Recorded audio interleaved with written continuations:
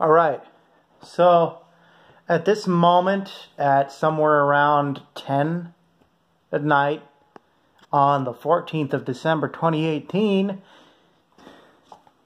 I'm going to be reading from my book, Double Grape. You know, drink it now, because it's about soda. You know that's what the title is about. But yeah, that doesn't have anything to do with the book, really. The book doesn't even have anything to do with itself. But anyway, here I go.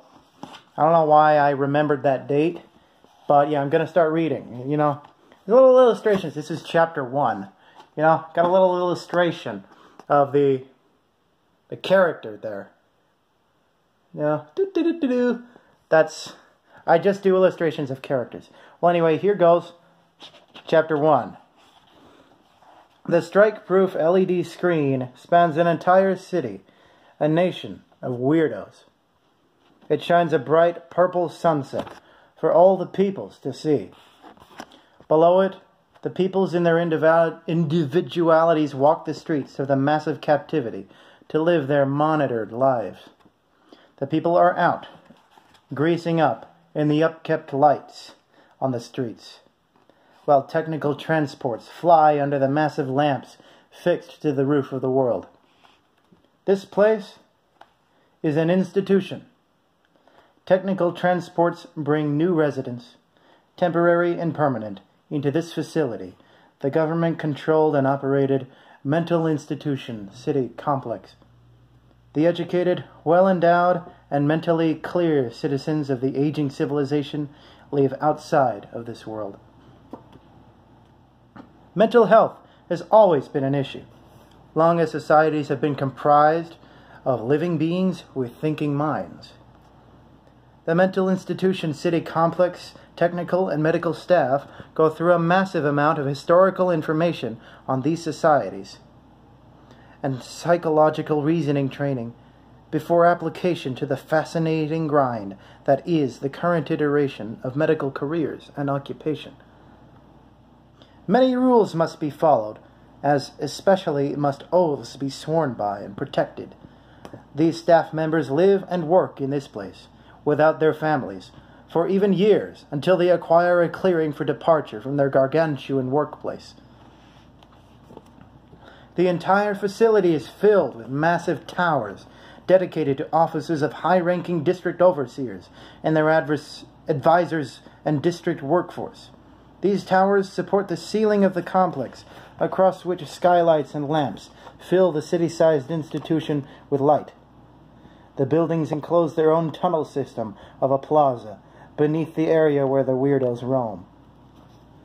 Aside from office buildings, there is a community completely run by weirdos. They may be bipolar, schizophrenic, or both, or something even worse. They still can be nursery growers, construction workers, cooks, tailors, and every type of craftsperson allowed to practice their business within the complex. Thanks to these inclusions, the lives of the weirdos are almost totally fulfilled. A newbie to the Mick is feeling less than fulfilled. His name is John Albertus, a young adult male with untrimmed horns on his forehead, chin, elbows, and knees. His kind of people have been scientifically labeled Homo daemonium and referred to pseudo-casually as demons after the integration of the new variety of person into post-war society. John Albertus was not created on Mars by Russian scientists like the very first of its kind. He was born in the Pacific Federation. This region of the North American continent is a reclamation of the original California territory and more. It is located adjacent to the Atlantic Federation. It is located adjacent to the Mountain Federation, which is located adjacent to the Atlantic Federation. These three are the triumvirate regions of America, or the TRA. In his little apartment block in the anvil-shaped residential structure of the Southern District of the Pacific Federation, John Albertus played his electric guitar very loudly.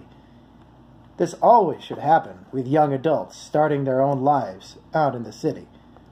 However, John's neighbors complained like any decent contemporary citizen should, or would, because they could, rather. The head landlord office received word of these complaints from the residents to block security, which resulted in a municipal court case involving medical expenses after hospitalization due to startling noise, which caused the plaintiff to fall straight over the stair railing and out into the depths of the apartment block stairwell. Since the fall was less than a story, only one limb was broken. The silly human, who continued to live just below Mr. Albertus, would stop him in the stairwell and act as if he had been startled enough by traditional musical art from through double-insulated ceiling and flooring that he could not help but hurl himself over the railing. John was brave enough and dignified so to show the man a great lesson about being careful when walking downstairs. After the district authorities had been informed of the human falling down the stairwell once more, not to mention with a louder and more fearful scream than before, John Albertus was taken into custody, put through a fair deal of paperwork, and roped into agreeing to admission to the mental institution's city complex. Mr. Albertus sits in a chair beside the door to a transport platform. He has been put through an emotionally grueling experience during processing for the integration into the community of inmates, what the staff refer to the weirdos as. John knows that, as soon as he steps into the cabin of the transit chopper, he will be sat beside other people whom he presumes will be entirely different from him, possibly on a lower level. The chopper arrives. He is escorted out of the door by a technical worker, out into the light of lamps miles above their heads and just below the outcropping ceiling supports of the massive processing tower in the center of the city-sized institution. The door to the chopper hisses, draws out of the cabin, and slides behind the opening to reveal absolutely no others in the sextuplet of seats behind the cockpit. The ride in the chopper is incredibly smooth in relation to the strange turns, dips, and yaws that the vehicle makes on its trip about the confined sky. There is a security camera seated in the ceiling of the cabin, watching every move of the lone demon in the middle front seat, facing the rear ports aside the boom of the chopper's tail. He watches the boom move from left to right, right to left, all the while waiting until it may turn far enough for him to see the tail rotor spinning. John contemplates how easy it might be to rip up one of the Kevlar seat cushions with his claw-like hands, punch out the glass of the rear port with his near-indestructible horns, and chuck the cushion into the rotor, and send the whole of the vehicle gyrating downward, or into the passing towers, overhanging buildings, and other shuttles, all of which sparsely pepper the skyscape. After tiring of contemplation, he looks out of the ports, truly interested in what shines far beyond the content of the complex. The digital window across the massive space shines a purple sunset right out into the lower level of ground on which the miles by Mick rests. Though the ports are relatively small, and though the structures and transports are consuming significant view, the sky is completely illuminated by the omnidirectional captures of the sunset from outside the facility. Adaptive properties allow for the light to darken just enough to convince the weirdos and even the staff of an entertaining and elusive night setting. The night is coming on just now that he looks out into the great blue walls of screens. "Nighttime," interrupts an amplified voice over the din of the rotors and streams of circulated air. "You can speak, John." How do you... never mind." John speaks in a frantic, fragile voice. "What is up, man?"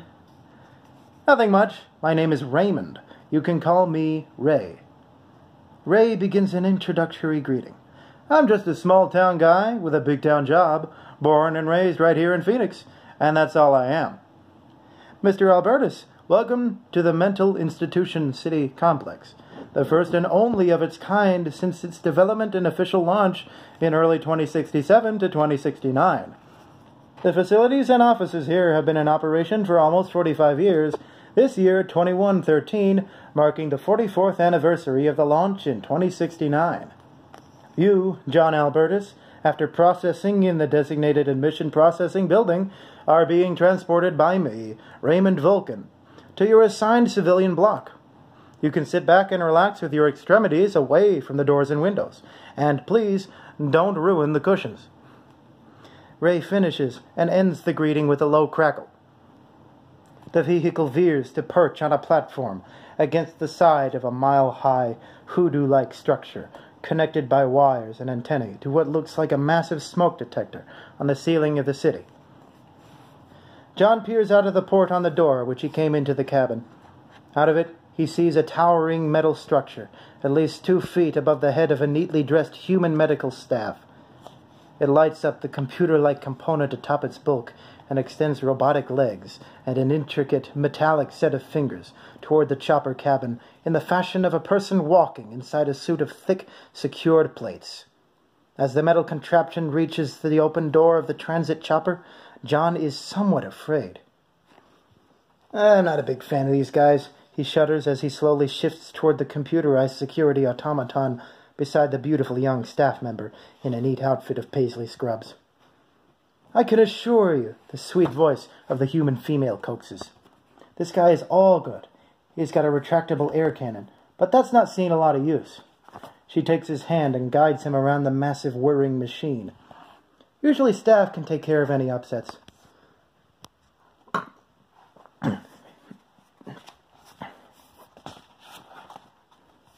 The so-called inmate quarters in the oddly shaped modular industrial residential structure have a strangely similar arrangement to the apartment block in which he used to live.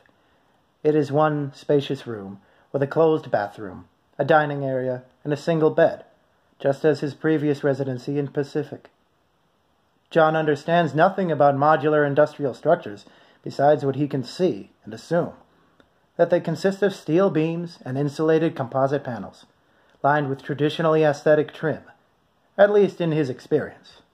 As there is much less trim blocking the beams, panels, and their bolts of security, he can see much of the assumed ease that at least one of these bolts can be seated with.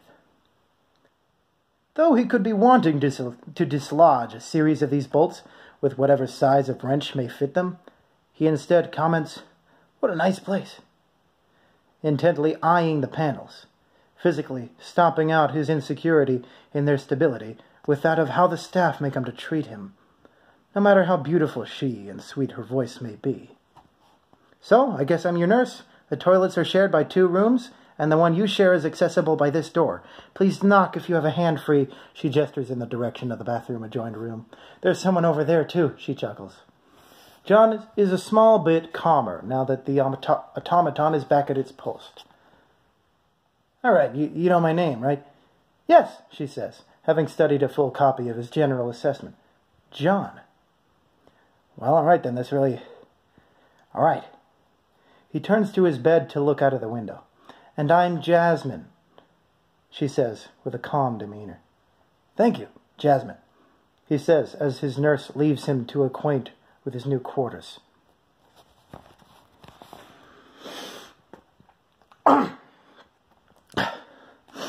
The night generated by blackness on the digital scenery brings up within the heart of the young demon something strange and unlike any other feeling. He had a taste of something similar. What he felt long ago was a confinement, despite an almost infinite world beyond his prison. The feeling now flips around in his mind to being trapped by a massive expanse of detail, waiting to be discovered and imprinted upon. He thinks a lot about that word, imprinted, as the visage of his nurse enters the stage behind his horns. He has spent a long enough time dreaming of such a creature, as much as keeping his dreams behind his horns and nowhere in the physical world. His urges identify otherwise. "Jasmine," he thinks to himself. "Jasmine." He slowly tries to beckon her with his pulsing thoughts. Her skin genuinely steals the glory of hue dedicated to caramel, and her hair clashes with the night in victory. A It's your fucking nurse, bro. He tightens his fists and beats them on his hot, heaving chest. Need that sweet, delicious care, Jasmine. John's new neighbor bangs on the bathroom door to his room and opens it, darting their eyes toward the excitement at the center of the room. What's all the shouting for? And that's the end of chapter 1 of Double Grape. Drink it now, because it's delicious. It's good soda. But no, that's the name of the book, Double Grape, drink it now. It's available on Amazon. I recently reduced the price and changed the cover, so you might get a different cover if you order the book. But yeah, you can just read the ebook and not have to touch the paper. But anyway, yeah, I hope you liked that.